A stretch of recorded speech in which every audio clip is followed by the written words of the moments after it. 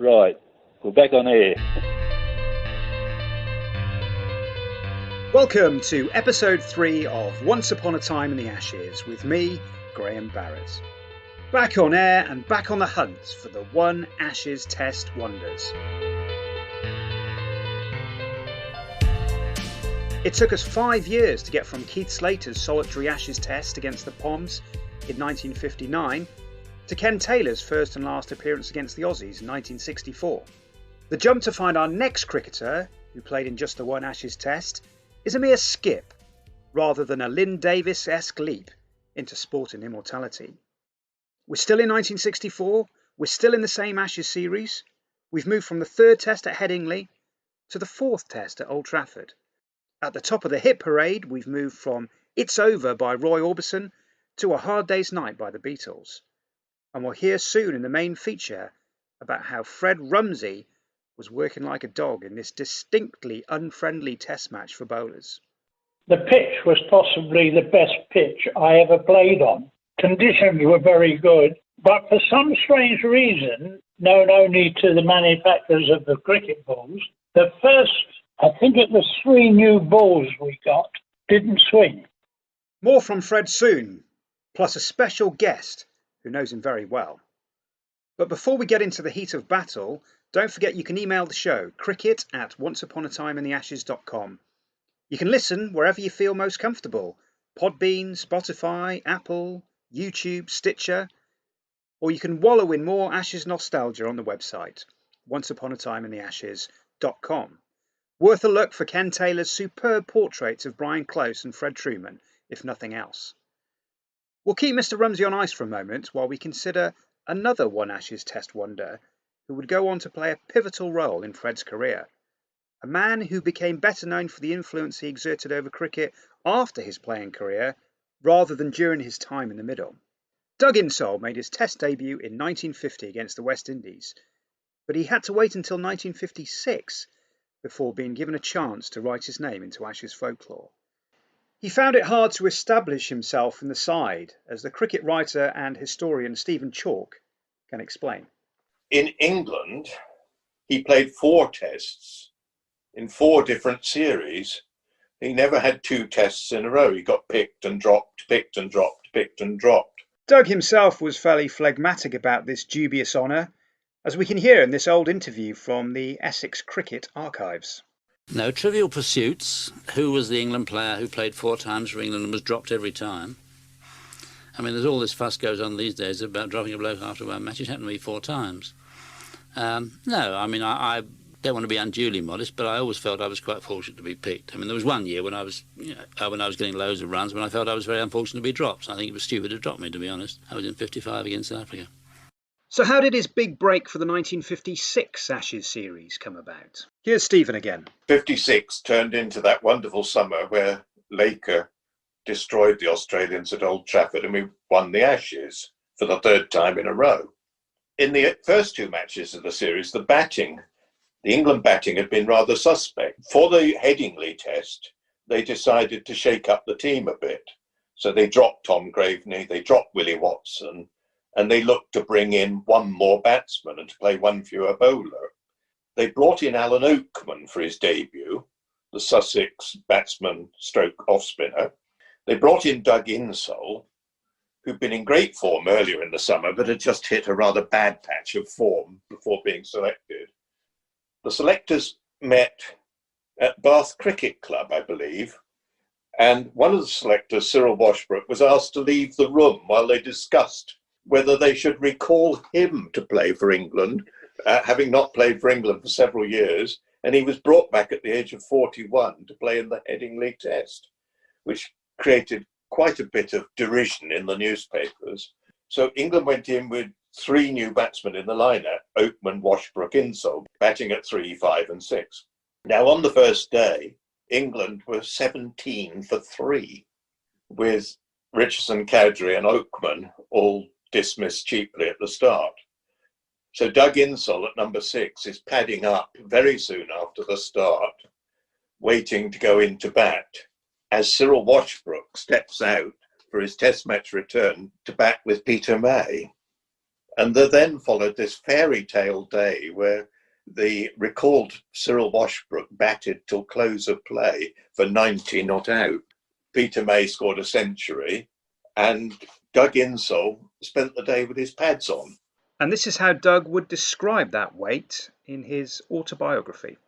I found that the nervous tension which I'd built up earlier in the day kept leaving me, so that I was lulled into a state of dreamy complacency until somebody nearly got out, when I was jerked sharply back into an appreciation of my responsibilities. I kept blowing hot and cold all day. Doug didn't get to bat at all that day.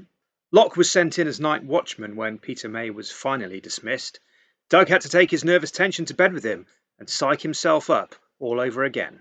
The following day, when he did go into bat, Cyril Washbrook sadly got out for 98. The pitch was starting to prove more difficult, as it would do, because Laker and Locke took 18 wickets between them in the match, so that England won by an innings. Doug did not play very well, poked around for about half an hour, got 5, and was not picked for the next test. And in his book, written long before he joined the selection panel, he wrote, "As a general principle, I am sure that if a player is worthy of selection, he should have more than one game, unless he's purely and simply and recognisably a stopgap." Doug did go on the 56 to 57 tour to South Africa, scoring his one and only Test century, and appeared in the first Test of the following summer against the West Indies. However, he was bowled by Ramadan in both innings, and his Test career was over. But his influence over cricket was only just beginning. He was England tour manager on the trips to Australia in 78 to 79 and 82 to 83, when a certain David Gower was introducing his unique brand of fun, style and excellence to the Ashes cause. We called him the Inspector. Willis nicknamed him Inspector, a little bit sort of Clouseau-like. He was anything but Clouseau-like in his modus operandi. I mean, he was a very strict and efficient manager. But he did have a good sense of humour, very dry. I did test him once or twice as a player on tour. I did test his disciplinary powers by doing stupid things. And by and large, though, he would be firm and commanding, but understanding. So we got on pretty well with Doug. The same could not be said of two high-profile players of the 60s who found themselves on the wrong side of Doug's judgment and favour during his role as Chairman of Selectors. Let's hear more from Doug during that Essex Cricket archive interview. I mean, I regret obvious things like having to drop Ken Barrington for scoring a slow 100, having to tell him, lovely bloke, and we were great friends. We remain great friends, but in that situation, if you feel a bloke's not doing it, you've got to do something about it. That's not easy. And similarly, Geoffrey Boycott, actually. I mean, as the sort of Chairman of Selectors, you become, involved with your players inevitably, and if you have to do something of that sort, which is obviously going to hurt them, it's something that you regret having to do, but you don't necessarily feel it's wrong to do it. It's just something that has to be done. It's high time we heard from today's main guest, Fred Rumsey, and find out how his cricketing path crossed with Doug's. But as way of an introduction, let's give a formal welcome to Once Upon a Time in the Ashes to a man who knows Fred just about as well as anyone in cricketing circles. He even calls him Dad. Ashes hero and one of the finest cricketers of all time, David Gower. David was kind enough to speak to me recently, and I asked him when he first came into contact with Fred Rumsey. Who knows? I do remember listening to him once speak after a dinner somewhere in the wilds of Leicestershire. Might even have been in the wilds of Rutland, but it was a club dinner or something like that. It seemed miles away from anywhere. Fred has always had a wealth of good stories, and he loves telling them. So it was the first time I'd seen anyone really speak at length, and I mean at length, because he went on for quite some time. Very entertaining. I mean, so they were all good stories, and he remembers them well and tells them well. But all I remember thinking at the end of it is, well, I'd quite like to go home now. Fred was clearly an excellent host. If you saw Fred at Chateau Fred, it was a glass of champagne to start with, followed by another one and the rest of it. But Fred was also a trusted sounding board and guiding hand for David. Early on in his Test career, when he was a bit low on confidence with his batting, Fred set up a dinner with the Australian great Greg Chappell. We were in Nottingham at the time, And he'd known Greg from Greg's days at Somerset. And so he suggested to me and to John Holmes, who has been my friend and agent for 40 odd years now. He suggested that we have a bit of dinner there and just talk about being a Test cricketer. It was fascinating because Greg, obviously, as a potential opponent, very unusual thing to arrange that sort of coming together where one great player, especially from Australia, hands down a bit of personal wisdom to another possibly decent player of the future as a friendly gesture. And Greg was great. And I mean, I've always had a huge respect for Greg ever since. So when I did play against him, we got on well. I speak with him now and again. So my respect for Greg went up enormously on the back of that night. But it was sort of typical Fredism in the sense that already that sort of avuncular paternal relationship had developed. I mean, I've called him dad. He's called me son for 40 odd years now. So, and he's got others in the same sort of collection. People like Chris Cowgie, Jeff Miller. There's that sort of all part of his slightly ersatz extended family. He does engender that sort of loyalty. It's just good to know. So anyway, Fred put it all together. We had a very successful dinner. Greg basically took stage towards the end of it, and sort of a few truisms, a few pieces of wisdom were handed down. As ever with these things, you go away thinking, well, first of all, that was very special. Have a chance to talk to someone like Greg like that before I really got to know him in any other sense. And very interesting, just as things to think about. There was one piece of wisdom which Greg said whenever he started an innings, in his mind, he tried to play with the inside edge. That implies covering a little bit of movement away from the bat, using the pad as a second line of defence. Otherwise, you're leaving a massive gap there. But trying to sort of play with the inside half of the bat, not just the edge, but you're trying to play with the inside half of the bat. So an adjustment of no more than a couple of inches while he got himself in. And then when you're in, then you play with the proper part of the bat.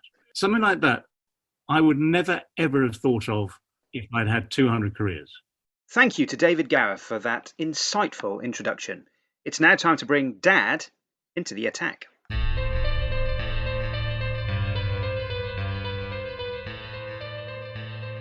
Fred Rumsey was born in the East End of London in 1935. He was a seriously quick left-arm bowler for Worcestershire, Somerset, Derbyshire and England.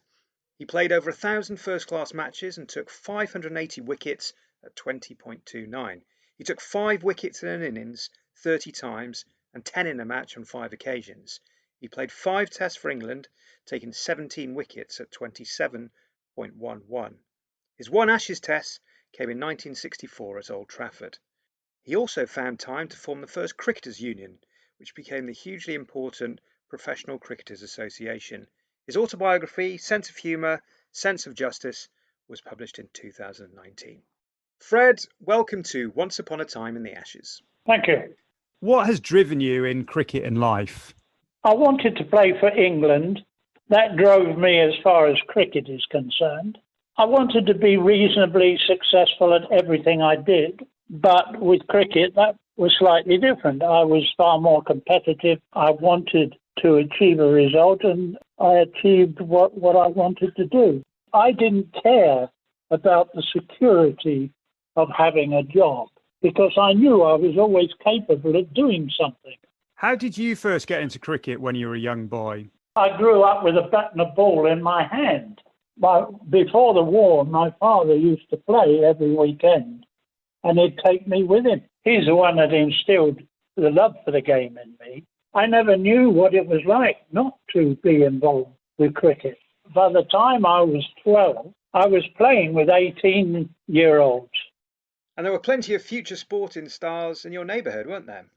Bobby Moore lived in the next road from me. His garden sort of virtually backed onto mine. I used to play in the park with him. We both went to the same school. They predicted that I would have a good soccer career and he would have a good cricket career. He was a very good cricketer, actually. I think he played schools cricket at international level. Let's move things on to your cricket career now. You played second 11 cricket for Essex, and then your job with Founds Gloves took you to Worcester and Worcestershire cricket. And at the end of the 59 season, they offered you a contract, didn't they, to turn professional? What happened next? I decided to give up my job. At that time, I was earning just under 2,000 a year for a job that paid me 300 quid a season. And so I had a big cut. I was happy to do that. So you didn't think twice about that? That was quite a straightforward decision? Yes, my managing director was more upset than I was, and he left my position open at the company for 2 years, just in case I changed my mind. How did the move to Somerset come about? Well, Worcestershire fired me. The skipper at the time was a man called Joe Lister, the skipper of the second level. He told the committee he didn't think I had any talent to be able to play first-class cricket. But he was quite happy with me playing in second-level cricket. And so I joined the Birmingham League and played for Kidderminster. And in the Kidderminster side at that time was a former England spinner called Roy Tattersall. He noticed with me that I wasn't swinging the ball. He said, with your action, you should be easily swinging it without any problem, because I was particularly side on. So he had a look at my grip and he said, well, you'll never swing the ball holding the ball like that. It said, look, as if you don't want to let it go. So he made me hold the ball a lot looser. I started swinging the ball in the nets, which was quite amazing. Well, in the first game I played with the armoury given to me by Roy Tattersall, I got 4 wickets in the first and 7 in the second. So I got 11 in the match. And of course, they immediately wanted me back on the start, which I refused. And they pressed. I said, well, I'll come back on the start as long as you guarantee me a certain number of first-team games. And they weren't prepared to do that. Somerset had heard that I had made this request. And their skipper, who at the time was Harold Stevenson, contacted me and said, we would allow you to play in the first team for a period if you joined us. And they offered me terms on those bases. After which, in Somerset case, they gave me a cap. I'd taken 80 wickets in the first season, and there was talk of me then being picked to play for England. Willie Watson wanted me to play, but Doug Insole didn't. He didn't think I had enough experience. And so in that year, I didn't play for England, but I did play for England next season, which was 1964. Okay, well, that's a nice segue into 1964, because that's when you appeared in the Ashes, as you said. At the start of the season, did you think you were in with a chance of playing in the Ashes? Oh, I thought I was in a chance of playing for England because I was one of the few quick bowlers constantly getting wickets.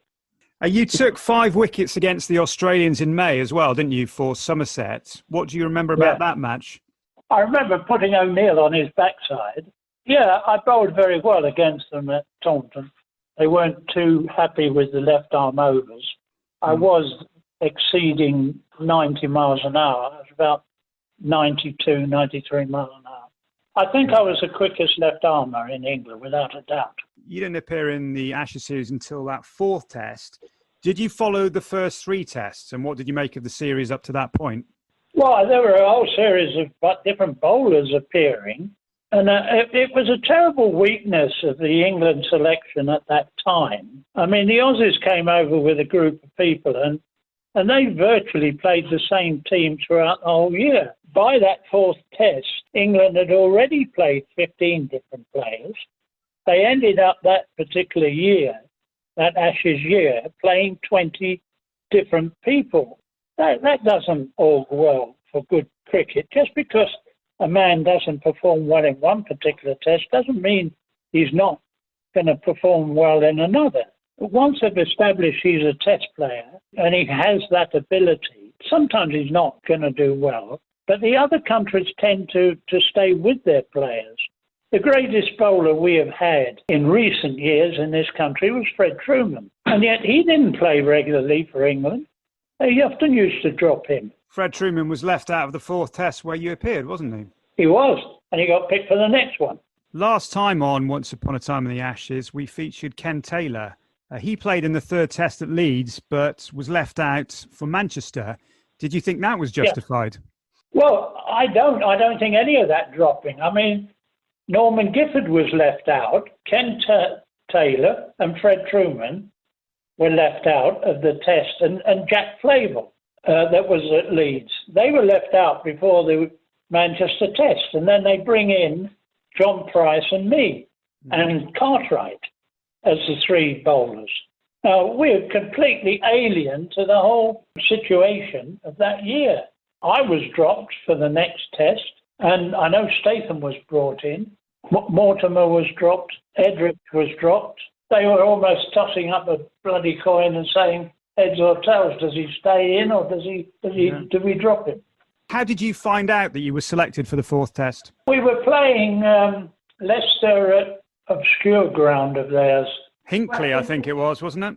Hinckley, that's right. I heard it on the radio on Sunday morning. They release the test match side always on a Sunday morning. That's the first you knew that you'd been picked. And how did you celebrate? We got on the champagne at lunchtime. The whole team were delighted for me, and the whole team celebrated with me. Okay, well, let's look at the test day by day. Australia won the toss and they decided to bat, so that pitched you straight into the action, didn't it? What were the conditions like for bowling? What was the pitch like? The pitch was possibly the best pitch I ever played on. Conditions were very good, but for some strange reason, known only to the manufacturers of the cricket balls, the first, I think it was 3 new balls we got, didn't swing. And the conditions weren't particularly favourable for swinging, but you'd think they'd swing just a little, but they didn't. It's normal to think of players being nervous, especially those making their test debuts. But you also say in your book that the umpire, Fred Price, was very nervous. His hands were shaking. It was only his second test, I think. I put the bowls on for him quietly as I could without people noticing. Having done that favour for him, he never gave me a favour for the next 2.5 days. That's the thanks you Not got. one.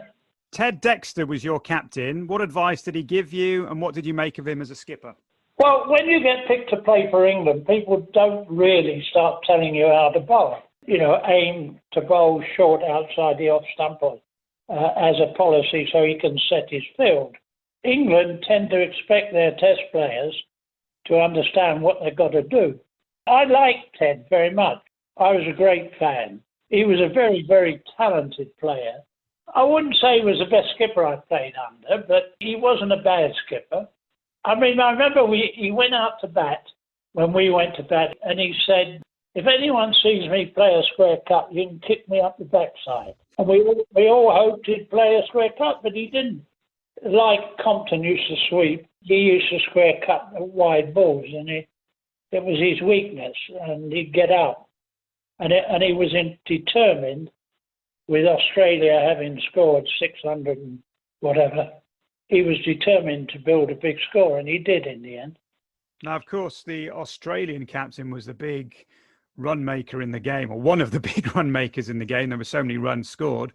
He scored 100 on the first day. And then you went out for dinner with him, didn't you? Was this encouraged? No, I got it in the neck from the selectors. He was a mate of mine. That was the point. It wasn't going to make any difference to me how I bowled at him. I had lots of friends that I played against in cricket. And if anything, they suffered more than most. So, no, it wouldn't have affected the way I bowled at him. But somehow the selectors seemed to think it would and objected to the fact of me fraternising with the skipper of the opposition. Now, on day 2, the Aussies piled on even more runs. Simpson carried on his merry way, didn't he? England only took 2 wickets on that day. And that evening, the Chairman of Selectors, Walter Robbins, arrived and he spoke to you, didn't he? What happened there? Oh, he accused me of bowling too short. Having said, only just prior, he wasn't able to watch any of the cricket because he'd travelled all day.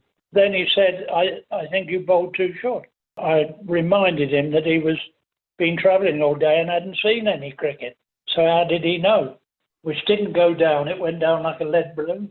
Do you think that affected selection in later times? Well, he didn't remain chairman of the selectors much longer. I think that was his penultimate game. The following year, Doug Insole took over. Day 3 came along. You say in your book that you felt like the poor relation at a rich man's table as they were racking up the runs. But day 3 was when you took your couple of wickets, didn't you? Tell us about those. I don't know what new ball it was. It must have been the 4th. And it was the first one that swung. In that over, my first over, I got 2 wickets. Wally Grout and Tommy Vevers, I think.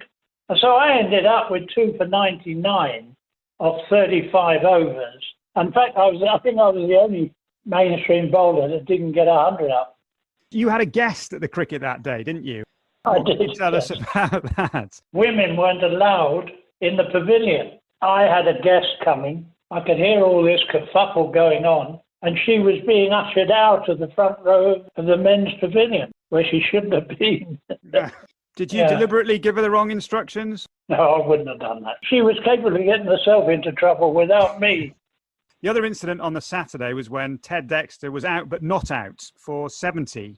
Can you remember what happened there? Yeah, he hit the ball into the covers and Peter Burge caught it. Then when he caught it, he wasn't sure that he caught it. And he said to Sid Buller, I don't think I caught that, Sid. And Sid said to him, well, you're the only one that's going to be able to tell me, did you catch it or didn't you? And he said, no. Right. Ted is 3/4 of the way to the pavilion. And so they called him back. And then he went on and got 160 odd.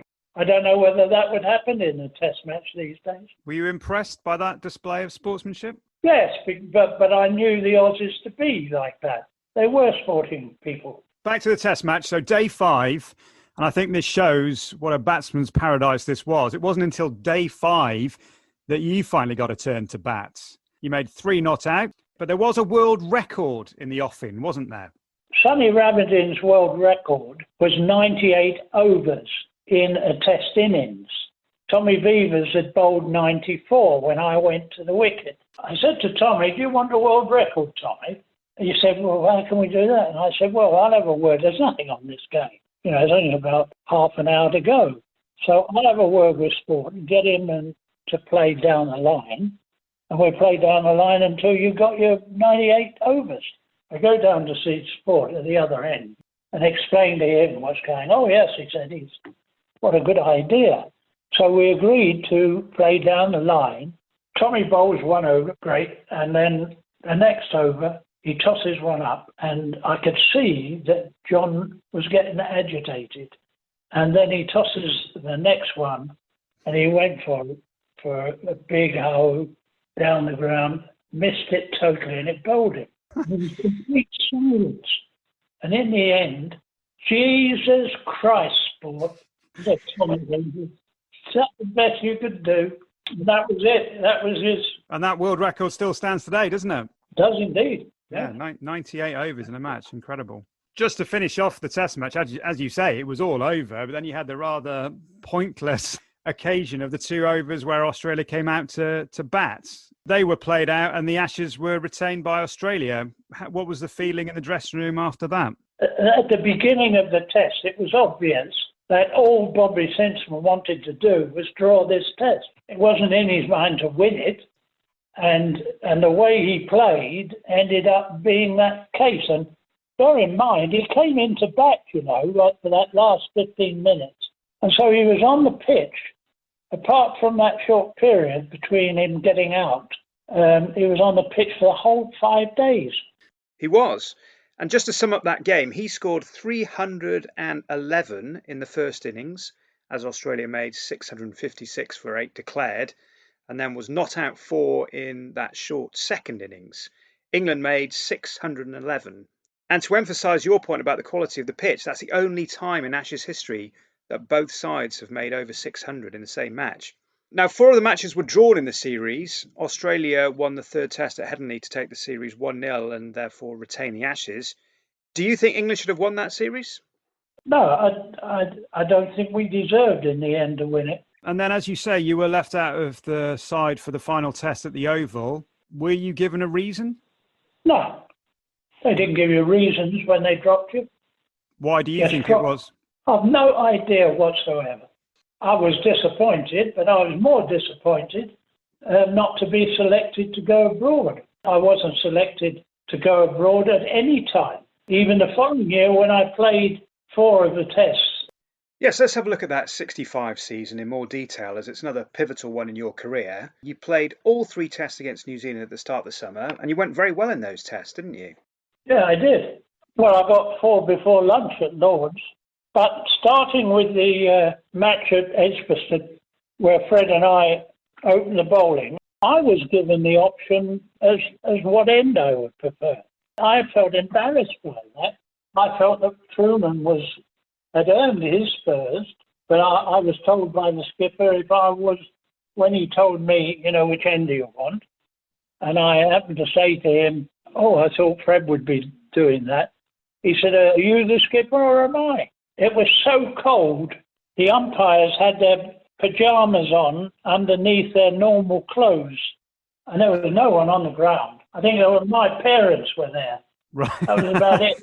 During the interval, Fred had hit Sutcliffe on the head, and we were called up into the committee room and asked by the New Zealand manager, along with our committee, if we wouldn't bowl bouncers at Bert Sutcliffe again following this test. You can imagine the reaction of Fred Truman, can't you? I don't think he'd be up for that, was he? He wasn't too happy, No.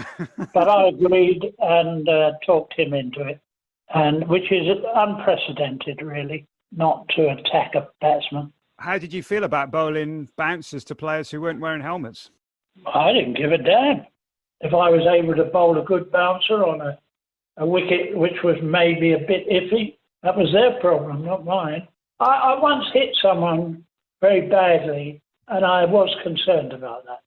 I did go to the hospital the day after, and I know he had 22 stitches in his eye, and I was concerned. That was a fella called Brian Richardson. That was nasty. I hit him nasty. In that match, actually, I hit 3 different players. I got booed off the field. And let's return to that New Zealand series. The Lord's Test was a high point for you with those 4 wickets before lunch on day 1. And you were also rooming with Geoffrey Boycott during that match. What was he like as a roommate? Roomies are supposed to be mates. And this particular test, I think you weren't able to play in any other cricket during a test match, but we didn't play on a Sunday. But Boyks decided that he'd go home on Saturday night and then come back Sunday evening. Well, I was left alone in a hotel on my own, and so I thought I'd import a lady to keep me company. When Boycott came back, we happened to be sharing the bath together. He seemed to not enjoy that. Anyway, it wasn't long, about an hour or 2, before I got a summons to see Alec Bedser. So he called me into his room, and as I entered, he said, I understand you've a woman in your bedroom. He said, it's wrong that you should have a woman. Women sap the strength of bowlers, It's beer for bowlers and women for batsmen. So I said, well, God bless the all-rounder. What did you say to Boycott after that? That was pretty mean, wasn't it? Oh, nothing, because I knew what he was like. He wasn't a team man. He never would be. I'll tell you something else about that test. I nearly got myself into hot water again. On the Wednesday night, there is a dinner for the players and the selectors. Well, the previous test, I'd been batting with Kenny Barrington. And Kenny Barrington took all day to get about 120 odd. There was criticism over his slow play, and they dropped him for the Lord's Test. I mean, how you can drop Kenny Barrington was beyond me. So anyway, Insole is handling the meeting, and he says that Kenny is not with us. There was a lot of press about his slow play. So I happened to say, so the press are picking the England team now, are they? I got kicked under the table by Mike Smith, my skipper, and Insole said nothing. When you think about it, that might have been one of the reasons he had a go at me. Yeah, let's take a look at the remainder of that summer of cricket with England, as Doug Insole was heavily involved. You were a fixture in the team after the 3 tests against New Zealand. What happened after that from your perspective? I didn't feel that I was justly dealt with, and in fact, quite the reverse. I played the first 3 matches against New Zealand. I played the first match against South Africa at Lord's, and the second match was at Trent Bridge, and I was picked to play in that game. However, I got what is called a spasm in my hamstring, where the hamstring sort of just collapsed.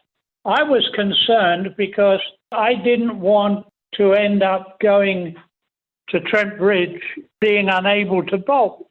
And I felt, from my point of view, the best thing to do was to pre-warn the selectors of the spasm in the leg. So they called up Jeff Jones from Glamorgan. We arrived the day before, and we have a run out, and that was okay. And Peter May, who was the selector in charge of that particular match, said, well, we'll have another run out in the morning, and then you give me your decision. I did that and came off the field and told him I was fit. So he said, okay, you're in the team. Doug Insole arrived from London, who was chairman of selectors. And he walked me around the ground expressing his concern that if I broke down, it would not be good for my career. And in particular, for the selection to Australia at the end of that season. And was I sure I wasn't going to break down? And I said to him, well, I mean, nobody knows whether you're going to break down or not. It was a spasm, and apparently when muscles get tired, you get these spasms. And I'm all right now. It seems to have cleared. And he still stressed this point of breaking down and leaving us without a bowler. So in the end, he convinced me that I should withdraw from the game, and which I did. Jeff Jones played in my place.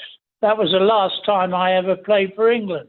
So my understanding of this incident is that he persuaded you to stand down for the match so that you could be fully fit for the next match and be fully fit for the tour to Australia. Was that your understanding?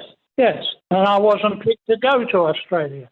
And not only that, I was asked to make myself ready in case there was a problem with the bowlers in Australia, which I did. I actually went to South Africa and I kept in full trim. Well, Lata broke down in Australia, and instead of calling me in, Insole called Barry Knight from his own county of Essex to take Lata's place, and not me, even though they'd asked me to act a standby. So how do you explain this? What did Doug Insole have against you?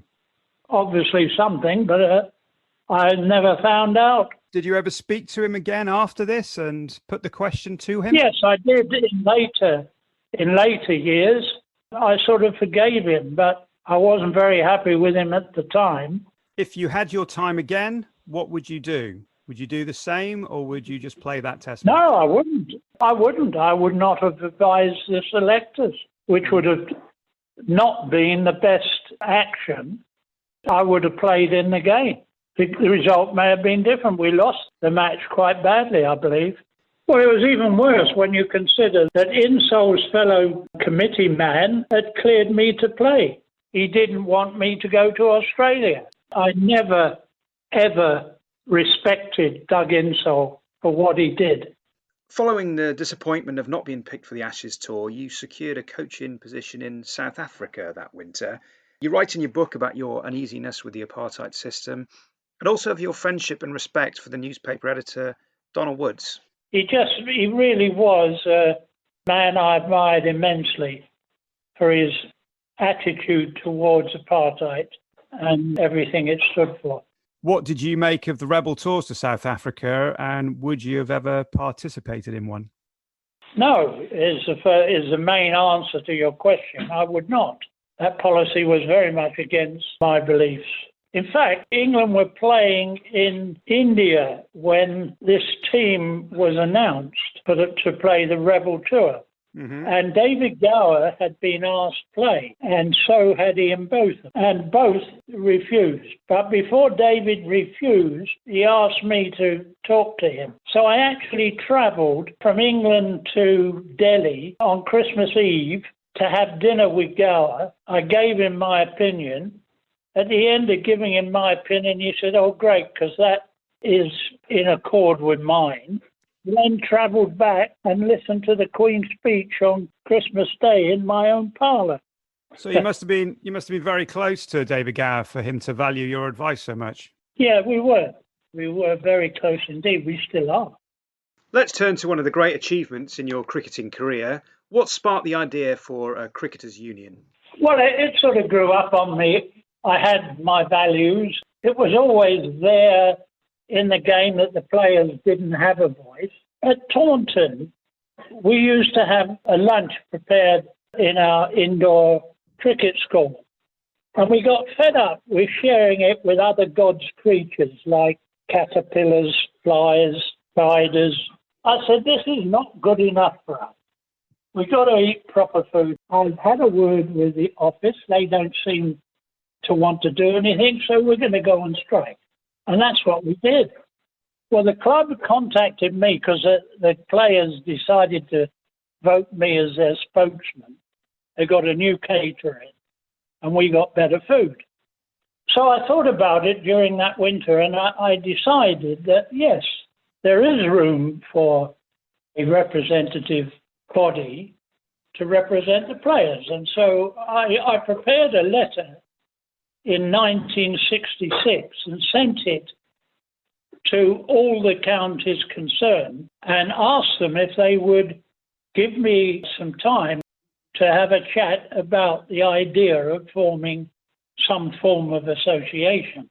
And so we took it right the way through the 1967 season. And during that season, I had a word with Jimmy Hill and asked him if he'd be prepared to come and talk to our delegates at the inaugural meeting, which he agreed to. And the Daily Express was prepared to pay all the costs of us having the inaugural meeting in London, as long as they could get an exclusive photograph, which I agreed to. Well, what do you think is its legacy today, and how important is it today? It's very important indeed, and it's quite powerful. They're doing a very good job. I have very little to do with them now. I mean, at 85, they don't want to know me. I attend the odd gathering when I can, but I don't have anything to do with their policy, some of which I agree with, some of which I don't. It's a well-run organisation at the moment, so I'm quite pleased with what it's become. And in 2017, an old friend was on hand to help celebrate the 50th anniversary of the Professional Cricketers Association. It was a couple of years ago now, I was asked to host the PCA Awards, but I got the gig again at the Roundhouse in Camden when Fred was given an award, a Lifetime Achievement Award, after 50 years as a sort of founder member and leading light in the early days of the PCA. And I thought that was actually, I was rather proud because here's my father figure being honoured for something that goes way back. I've given him a hand up. I've presented him with his awards, and he turned into a one-word answer man for the first and one and only time in his life, just to sort of as a bit of a wind-up to test me. But I mean, normally speaking, you ask Fred a question, and you can probably sit down for half an hour and have a couple of bottles. But once I found myself, so Fred, you must be very proud. Yep, that it. It was, but nonetheless, I was sort of quite emotional about that. I was delighted to be the man to hand him the award. And it's been a delight to have Fred Rumsey and David Gower on this week's show. Entertainers and gentlemen to the core. A big thank you to them both.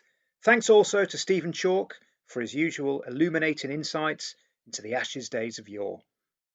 Is it just coincidence that Doug Insole, a man who himself was dropped 4 times and appeared in only one match of the 1956 Ashes series, should be the man to deny Fred Rumsey a place on the 65 to 66 Ashes tour? I'll leave you to debate the merits and justice of that. And we haven't even begun to tell the story of Doug Insole's role in the Dollavera affair of 1968. We'll come back to that a few more episodes down the line. We thought this episode might run, and so it's proved, and there's still so much more to be said. There's plenty of bonus material to enjoy on the website, onceuponatimeintheashes.com. Find out more from Stephen about how a policeman prevented Alan Oakman from joining our One Ashes Test Club. There's more from Fred about his time in South Africa and the changes he'd like to see in cricket if he was still involved with the PCA. And there's plenty more from David Gower, including what playing in the Ashes meant to him, his thoughts on Border, Chapel and Botham, enjoyable days and long nights spent in Barbados during Fred's cricket festivals, rooming with Colin Milburn, and ending up in Dave Allen's kitchen. But we'd better leave the last word to Fred. Until next time, this has been Once Upon a Time in the Ashes, and I've been Graham Barrett. And a final question for you, Fred. What did playing in the Ashes mean to you? We lost the toss and Australia decided to bat. When we walked down the steps of the pavilion to go onto the ground, I was the last person to leave the pavilion. So as I closed the gate behind me, I mentally said to myself, no one at all can take the 3 Lions away. That was the first thought that went through my mind. And as I walked towards the middle, I thought I should add to that thought that this is an Ashes test as well, and it's against our greatest rival.